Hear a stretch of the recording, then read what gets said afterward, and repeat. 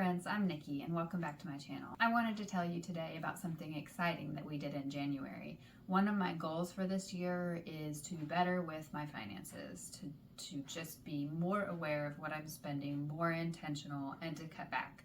December was a spending month. We all know how that is with gifts and gatherings and meals and everything that goes with the holidays. And honestly, all of 2024 was a pretty spendy year for us, especially like when it comes to eating out and even just impulse shopping and comfort shopping. And so I decided in January to take on the No Buy Challenge. In this video, I will tell you my rules that I set for myself for the challenge, how it went, and what I plan to do in the future. The No Buy Challenge is simply setting some rules for yourself in a period of time that you just don't want to spend money. Why did we decide to do this? I wanted to reset our spending habits and be more mindful and intentional about what we spend, when we spend it, why we're spending it. And we have some big goals that I would rather focus on, I would rather work towards than just blowing my money. Our big goals are traveling. Traveling is important to me because my family is all the way in Alaska and it's expensive to visit, but I want to make that a priority. So we hope to do that this year. And then another goal when it comes to traveling is just to get out of town every once in a while. It's just a good reset for our minds, a little break for us. It refreshes our souls. So just little trips out of town, a weekend at a hotel, go do something fun. That's important to me. And then we are hoping to move actually in February. So we're not moving far, but it's going to be a big expense. There's always a lot that comes with that, and I want to make that a priority. The rules that I set for myself for this no buy, the main ones, no eating out and no random spending. Eating out is a big one for us. It became one of those fallback things that we did when we were, emotionally and mentally drained, picking up fast food so that we don't have to think about meal prep, grocery shopping, cleaning up, and it takes no time at all. It was just one of those ways that we got by in the last couple of years, but we, again, want to work on better coping strategies. The things that were allowed, that I did allow myself in this challenge, were to use gift cards. Thankfully, we had a lot of them after Christmas. Buying gifts within reason, doctor visits, vet visits, those sorts of things, and then toiletries. I'm one of those people that includes my toiletry in my grocery budget. I get my toiletries from the grocery store, so if I need something special that I can't get at the grocery store, that would fall under the random spending, not allowed. But toilet paper, Windex, mascara, soap, all of that stuff, those are toiletries I can get at the grocery store, and they were allowed. I also wanted to limit my grocery spending to just once a week. I do a bulk grocery order on the weekends, but there always seems to be something that I forgot, or maybe I want to add to a meal midweek and I'm running back to the store, and that always adds up. So I really tried to limit those trips to the store and that spending. And then I wanted to check my spending daily. I have a bad habit of burying my head in the sand when it comes to expenses, just ignoring it for a while, pretending the budget's not there and it'll all be fine. And then when I finally look at it again, I am disappointed, dismayed. And so my goal was to check in with my budget every morning and keep it at the forefront of my mind. I tracked this challenge using 2 apps. I have used the YNAB app, You Need a Budget. I have used that for 2 years now, I think, since 2023. I just use it for all my expenses. It's linked up to my bank account. It imports those transactions for me. It's a huge time saver. The budgeting capabilities that you have in YNAB are honestly a lot of fun. If you're nerdy like I am, I really enjoy it. I had to log into YNAB every single day, check the expenses, couldn't ignore it, and anything that did actually end up being an unplanned expense, I would use YNAB's flag feature. I'd flag it with a red flag. That way I could really look back on things that were outside of my spending rules. And then I also used an app called Upnote. I want to be a Notion girly. I really wish I was. I think Notion is amazing. I love watching people set up their Notions on YouTube, but I don't have it in me to figure it out right now. It's complicated. And so I literally Googled a Notion alternative that was simpler and that you can still use on your phone, and it syncs to your computer as well. And I came up with an app called UpNote, and I really like it. I used that for habit tracking. I wrote out all my goals there, and then at the end of the week I would even do a reflection. So all of these things allowed me to keep budgeting and finances and my goals at the forefront of my mind, which is a huge, huge help. Okay, so the nitty gritty. How did it go? Honestly, it went great. It went better than I was hoping. For me, less transactions to scroll through brings me so much joy.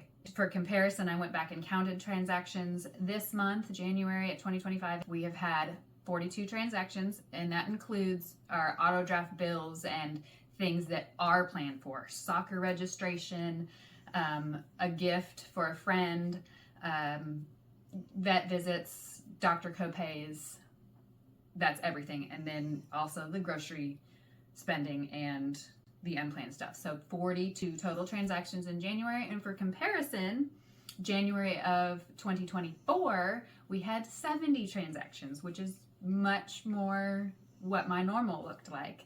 And for spend days, we had, see those red flags made it really easy to look back on the spend days.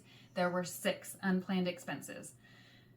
On the 1st of January, we did go to McDonald's, and it was hard for me to go on the very first day of my challenge and eat out, but we were invited by friends. We really needed to get out of the house after a super long Christmas break, and if there's one thing that I learned from this challenge, it's that we don't need to be perfect, we just need to be more intentional. So there was McDonald's. My kids accidentally subscribed to Stars on our TV. I did go to the store and buy a box of snacks for my son's kindergarten class. They were running low on snacks, and he asked me if I could get some. We rented Shrek to watch on one of our movie nights. We did have Pizza Hut for dinner on a night when we were just really, really tired, and it sounded like a good treat, and it really was.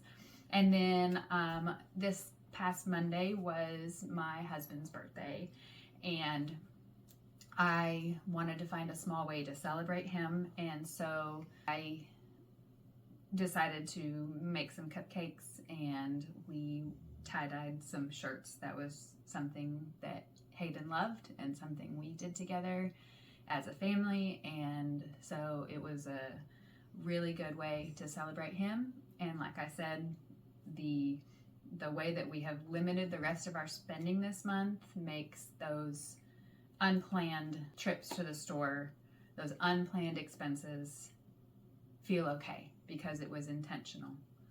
We did use gift cards. Like I said, I have quite a few after Christmas, so there was more eating out than what I included in that count because they weren't bank transactions, but I still consider that a win because it was still limiting our finances, and we used those gift cards when we were really tired and we just needed a warm meal quick. So we did eat out 2 times this month in January, which added up to about $30 that we spent. And again, to compare, in December of last year, we ate out 7 times and spent $86. So this was a huge, huge win for us. Honestly, we cut back enormously, and I'm very, very proud of us. Some things we learned doing this challenge, a big one is shopping the pantry, and that is not a new concept, not new to me, but sometimes you just need that reminder, and that is a huge way to cut back on your grocery expenses. If you go through your fridge, your freezer, your pantry, you see what ingredients you have, you see what's been lingering for a long time in the back of your pantry, or you look in the fridge and you find those things that you open and they're going to go bad soon and you're going to have to throw them away and waste them, or you could incorporate it in the following week's meals and use up something you have and literally not be throwing money away by throwing away that food that you bought. So I was really, really intentional about doing that, especially in the second half of January, and I will definitely be keeping that up, making that a priority in my meal planning and my budgeting. We also had to make our own fun.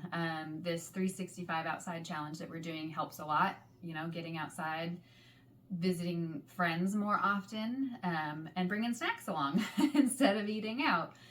Another thing that was really helpful was getting my kids on board. You know, at the beginning of the month, they were asking for this, asking for that. Every other day, they wanted to go to the store, which was pretty normal for us. But I finally sat down and explained to them, okay, look, we've been spending a lot and I want to rein that in. And so this month, Mom is not spending money if it's unnecessary. We are going to do what we can to use what we have at home. And once I explained to them, and kids, they like to know the full story. And so they know that there's a deadline. We have until the end of January, we're not spending money. In February, we might spend some money. So they were totally happy with that. And I even went so far as to kind of help them rein in their spending of their spending money. They got some cash for Christmas and, you know, over the holidays. And so I started saying, we'll go to the store this weekend.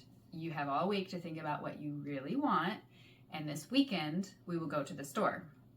Sometimes we would go to the store on the weekend and they wouldn't find exactly what they wanted, and so that you would say, can we go tomorrow? Can we go the next day? Can we go to a different store? Nope, we're gonna wait till the weekend. You've got another week to think about what you really want. And it really helped cut back on all that stuff.